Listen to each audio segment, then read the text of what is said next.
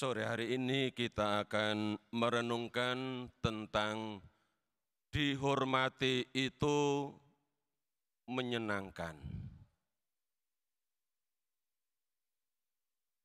Bapak, Ibu, dan para saudara-saudari yang dikasihi Tuhan, setiap orang ingin dihormati. Dihormati adalah salah satu kebutuhan dasar dalam hidup kita sehari-hari.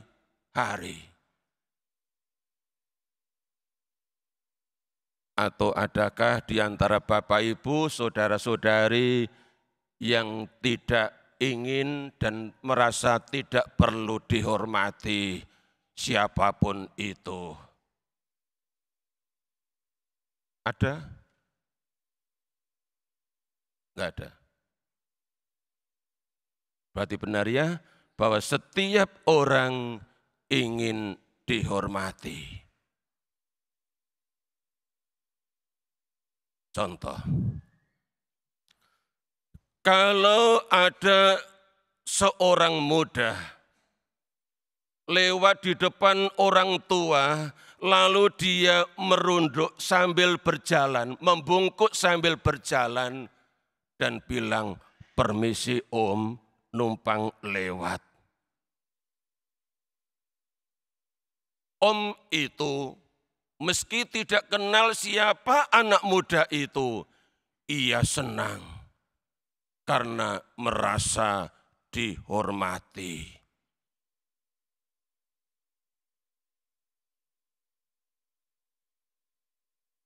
Contoh lain, seorang anak yang menghormati orang tuanya, orang tua akan merasa senang bahwa ia dihormati oleh anaknya.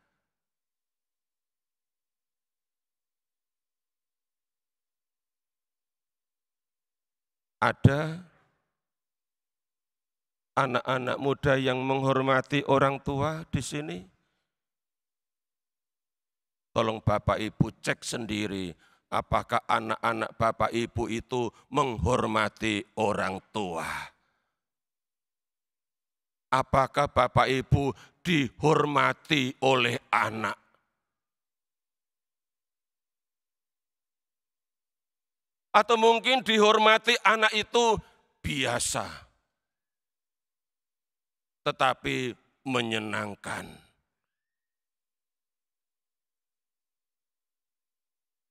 Atau di sini ada banyak pasutri yang lagi merayakan peringatan hari pernikahan di bulan Juli dan Agustus ini.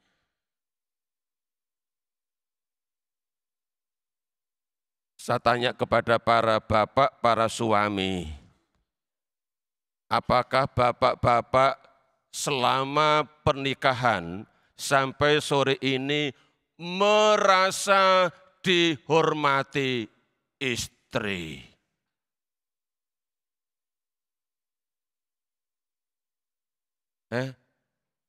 Gimana? Merasa dihormati istri enggak?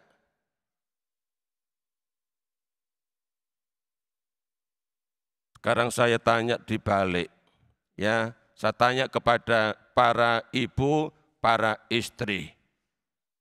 Apakah sepanjang hidup pernikahan kalian merasa mengalami dihormati oleh suami?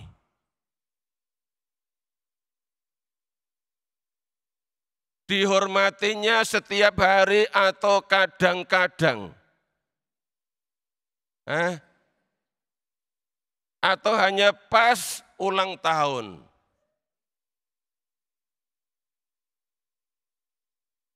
Gimana? Ingat dengan janji pernikahan kalian, ya, waktu itu tangan ditaruh di atas kitab suci, masing-masing berjanji, aku akan mengasihi dan menghormatimu sepanjang hidup saya. Ya, akan mengasihi dan menghormatimu sepanjang hidup saya. Maka saya tanya, dihormatinya itu setiap hari atau kadang-kadang?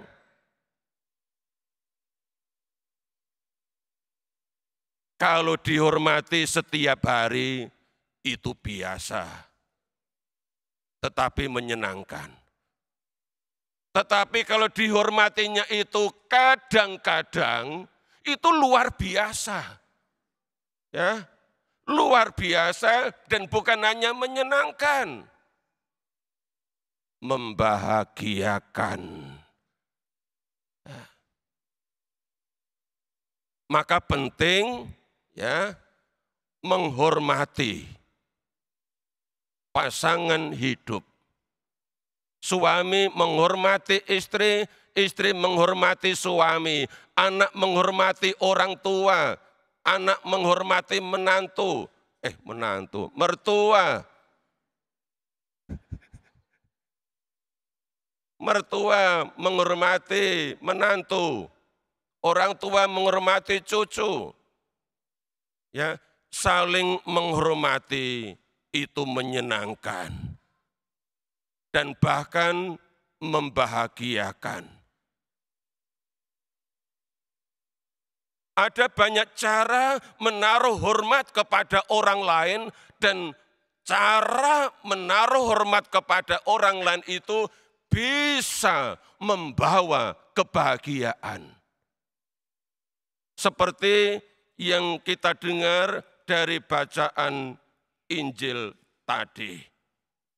Lukas bab 14 ayat 1 dan ayat 7 sampai dengan 14.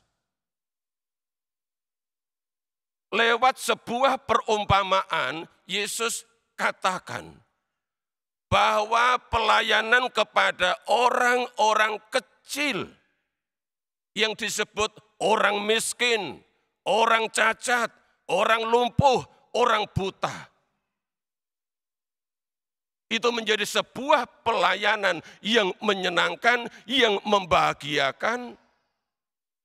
Karena justru dalam pelayanan terhadap orang-orang itu, sejatinya yang dilayani adalah Yesus sendiri.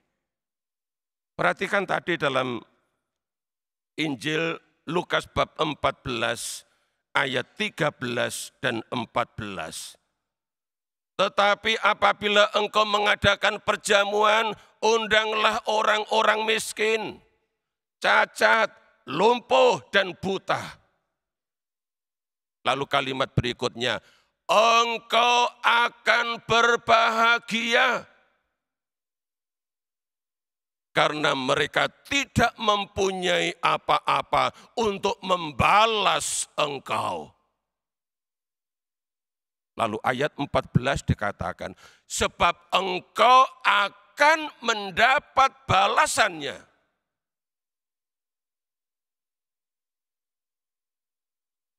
Pada hari kebangkitan orang-orang benar. Perhatikan, engkau akan berbahagia. Kapan? Pada saat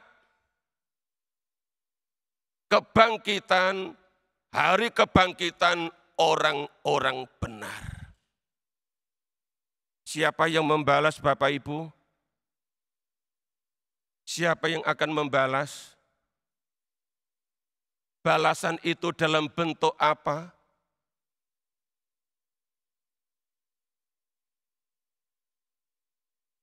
Yang akan membalas kelak pada hari kebangkitan orang-orang benar adalah Allah Bapa sendiri. Lantas balasan itu dalam bentuk apa?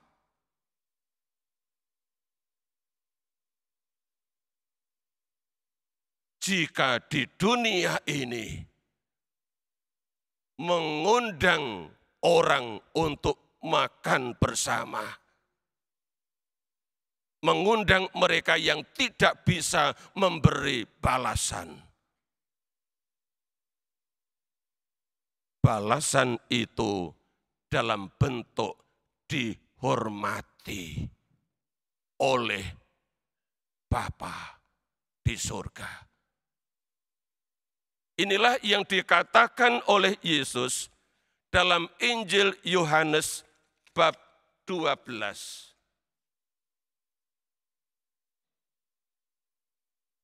Yohanes bab 12 ayat 26.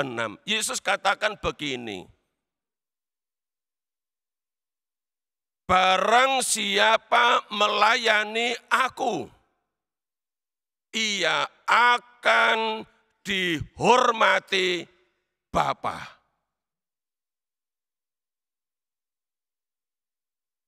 Dalam Injil ini satu-satunya teks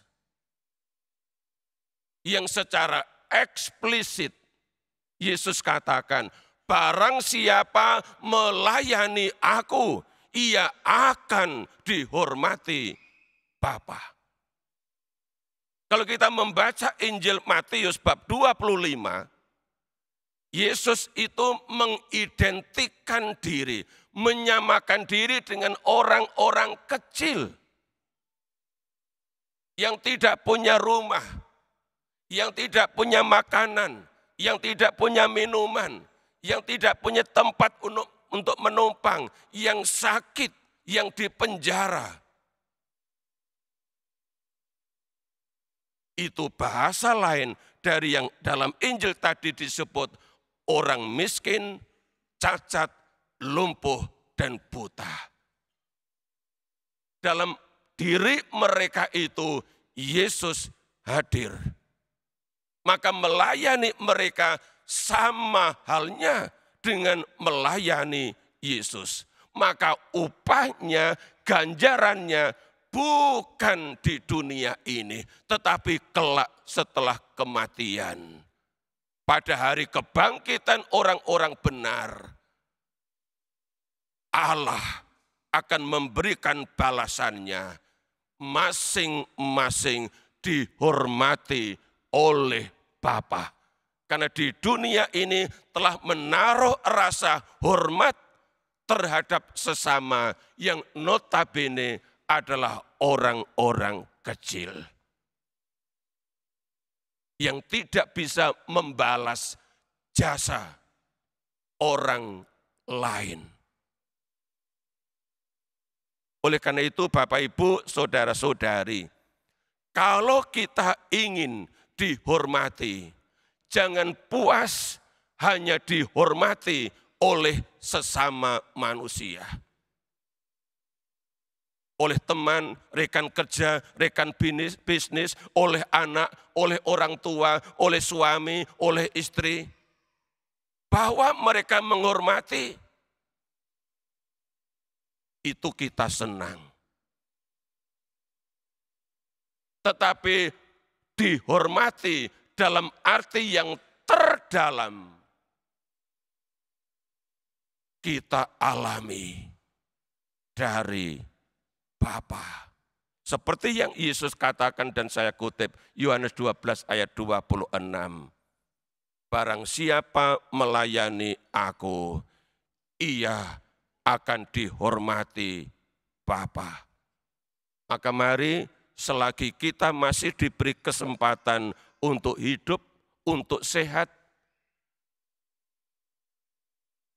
kita saling melayani. Siapapun mereka yang kita layani, kita melayani Yesus. Dan kelak kita akan dihormati oleh Bapa. Dihormati oleh manusia membuat kita senang, tetapi dihormati oleh Bapa bukan hanya senang, tetapi membuat kita bahagia. Maka dalam perumpamaan tadi Yesus katakan, engkau akan berbahagia karena mereka tidak mempunyai apa-apa untuk membalas engkau. Mari kita mohon rahmat Tuhan supaya kita dimampukan untuk saling menghormati dan saling melayani. Supaya di dalam diri orang-orang yang kita hormati, yang kita layani, kita melayani Yesus dan pada saatnya kelak kita dihormati Bapa. Tuhan memberkati.